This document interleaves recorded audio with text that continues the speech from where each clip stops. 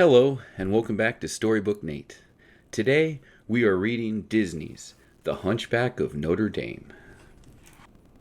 In the city of Paris, the bells of Notre Dame were ringing. In the street below, a gypsy puppeteer named Clopin spoke to the children crowded around his wagon. "Listen, they are beautiful, no?" he declared, pointing skyward. "And high, high up in the dark bell tower lives the mysterious bell ringer. Hush, and Clopin will tell you a tale of a man and a monster." The story began on a dark night in the shadow of Notre Dame.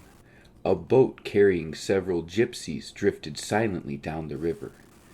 4 guilders for safe passage into Paris, the boatman told the group. But as soon as the gypsies stepped ashore, soldiers arrested them. The fearsome Judge Claude Frollo emerged from the shadows. The judge noticed that the gypsy woman was carrying a bundle. "Stolen goods, no doubt," he said. "Take them from her." Frightened, the woman started to run. Frollo chased her through the streets of Paris. The woman ran up the steps of the cathedral, with Frollo galloping after her. As he grabbed the bundle, she fell and hit her head. Her eyes fluttered shut, never to open again. From inside the bundle came the sound of crying. "A baby!" murmured Frollo. He drew back the cover and gasped. "A monster!" The archdeacon of the cathedral told Frollo, "To pay for this woman's death, you must keep the child and raise it as your own." "Then let him live with you, locked away in the bell tower," Frollo replied. "Someday he might prove useful to me." Frollo named the child Quasimodo, which means half-formed. As the boy became a young man, his form remained as misshapen as ever. But his strength was beyond that of ordinary men. With his strong arms he rang the bells until they were as much a part of his life as the stone gargoyles on the cathedral walls. When Quasimodo was alone, some of the gargoyles spoke to him. "Look!" exclaimed Hugo, peering down into the square. "Today is the Festival of Fools. Are you going to watch, Quasi?" Quasimodo just shrugged and went inside. Laverne watched him sadly and said, "What good is watching a party if you never get to go?" The gargoyles followed him into the tower. Quasimodo was gazing at the miniature city he had carved. It was the closest he had ever come to the outside world. "I'd like to go, but I'd never fit in out there," he told his friends. Victor said, "You should go. It would be an educational experience." Just then Frollo appeared in the doorway, and the gargoyles turned back to stone. "Don't even think about going to the festival," he told his charge. "They'll laugh at you and call you a monster." Quasimodo hung his head. "Yes, master," he said. "You are my only friend." On the streets below, a handsome newcomer led his horse, Achilles, through the crowds. His name was Phoebus. Passing a gypsy dancer, he stopped and stared. She was the most beautiful woman he had ever seen. Esmeralda smiled warmly at him as she danced with her goat, Djali. Suddenly another gypsy sounded a warning. Before the dancers could flee, 2 soldiers stopped Esmeralda and accused her of stealing. Djali quickly butted one of the soldiers. As the pair hurried off, Phoebus commanded Achilles to sit on the other soldier. "Oh, I'm sorry," Phoebus said. "Naughty horse." One of the soldiers waved his dagger at Phoebus. "I'll teach you a lesson, peasant," he raged. Phoebus pulled back his cloak, revealing a captain's uniform. "At ease, Lieutenant," he said. "And now, would you please direct me to the Palace of Justice?" Once at the palace, Phoebus was taken to Frollo. "Well, Captain," the judge greeted him, "you've arrived just in time to help me stamp out the gypsies. We're searching for their hideout, a place they call the Court of Miracles. When we find it, we will crush them like ants." Frollo didn't know it, but Quasimodo had decided to join the festival after all. Caught up in the wild celebration, Quasimodo stumbled and landed at the feet of Esmeralda. Quickly, he pulled his hood over his face. "Are you hurt?" she asked. "Here, let me see." She drew back the hood and said, "There, no harm done. By the way, that's a great mask." Later, Esmeralda danced. Quasimodo gazed at her, remembering her kindness. At the reviewing stand, Frollo and Phoebus also watched the beautiful dancer. Next, it was time for the big event, choosing the ugliest man and crowning him the King of Fools. Esmeralda encouraged Quasimodo to participate, but soon the crowd realized who he was. "It's the bell ringer of Notre Dame," someone called. At Clopin's urging, the people crowned Quasimodo as the new King of Fools. The cheers soon changed to jeers, however, as the people turned against him. Quasimodo saw Frollo and cried, "Master, please help me!" But Frollo did nothing. He wanted to teach Quasimodo a lesson about disobeying him. Esmeralda could not stand the cruelty. She freed Quasimodo and faced Judge Frollo. "You must treat this poor boy the same way you must treat my people," she told him. Furious, Frollo cried, "Captain Phoebus, arrest her." But Esmeralda got away. She disguised herself and slipped into the cathedral with Djali. Phoebus managed to follow her. Esmeralda faced her pursuer. When she lunged at him, Phoebus said, "You fight almost as well as a man." "Funny, I was going to say the same thing about you," she replied. Phoebus promised Esmeralda that he wouldn't arrest her in the cathedral. When Frollo arrived, the captain kept his word. "She claims sanctuary," he said. "We can't arrest her here." Frollo turned to the young gypsy woman. "I have soldiers at every door," he said. "Set one foot outside and you'll be arrested." After Frollo and Phoebus had gone, Esmeralda took a moment to pray for all the world's outcasts. When she looked up, she saw Quasimodo watching her. She and Djali followed him up to the bell tower. Esmeralda was amazed to see Quasimodo's toy model of the city. Beyond it were the bells, which he introduced her to by name, as if they were people. "You helped me," Quasimodo told her. "Now I will help you."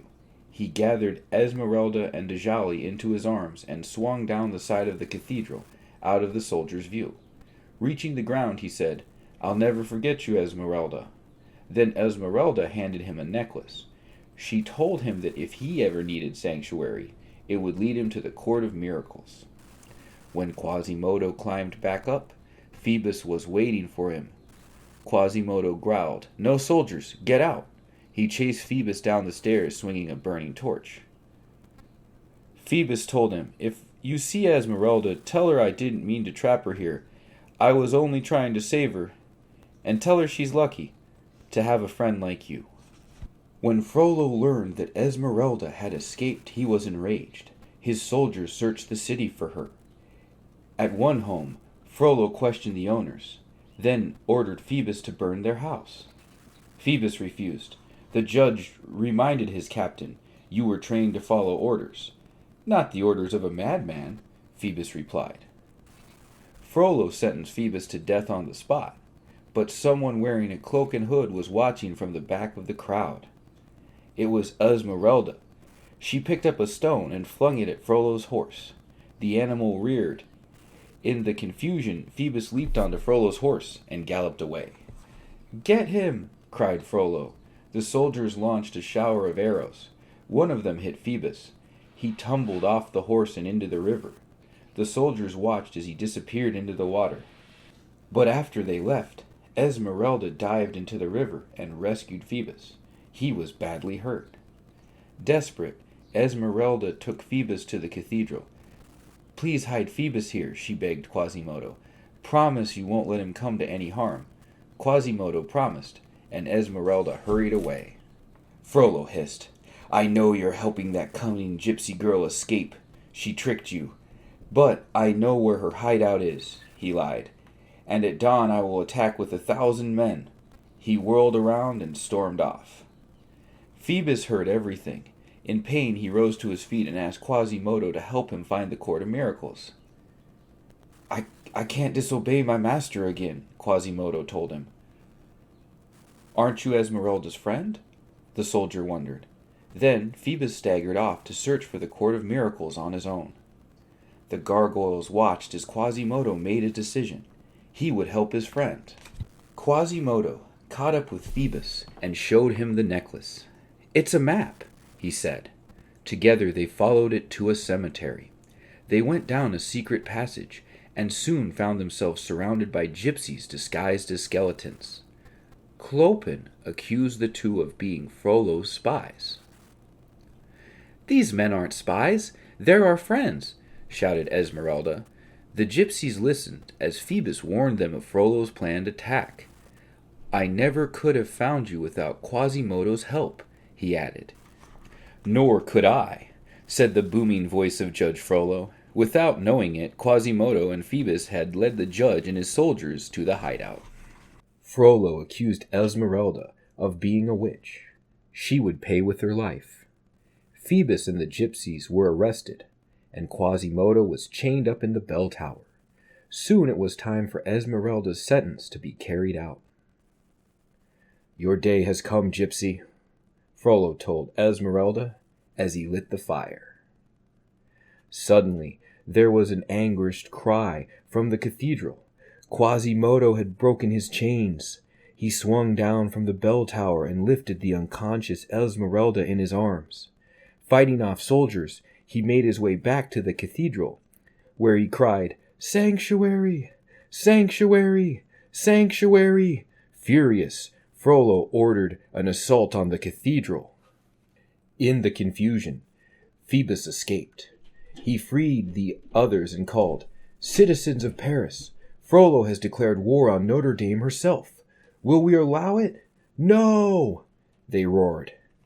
With the help of Hugo and Victor, Quasimodo heated up a vat of molten lead.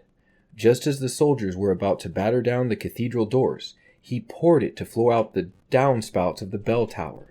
The soldiers scattered. Come and see, Esmeralda. We've beaten them back, cried Quasimodo. But Esmeralda did not move. As Quasimodo kneeled by his friend's side, Frollo appeared in the doorway. Quasimodo saw that Frollo meant to harm him. They struggled, and Quasimodo knocked Frollo to the floor. There was a soft moan behind them. Esmeralda was alive. Quasimodo scooped up Esmeralda and hurried out onto the roof with Frollo in pursuit. Quasimodo lost his balance, but Esmeralda grabbed her friend's hand just as he fell over the side. Frollo lunged with his sword. The drain spout he was standing on broke off. Frollo fell to his doom. Esmeralda lost her grip on Quasimodo, and he fell too. He didn't fall far, though, because Phoebus, one floor below, reached out and caught him. As dawn arrived, the doors of the cathedral opened. Phoebus and Esmeralda walked into the sunlight, hand in hand. Behind them, shy at first and then growing more confident, was Quasimodo. Cheering, the crowd lifted Quasimodo onto their shoulders and paraded him through the square. Quasimodo, the Hunchback of Notre Dame, knew that he was a prisoner no more. And now we've reached my least favorite part of the book, No More Book. Thanks for stopping by. Like and subscribe, and keep reading.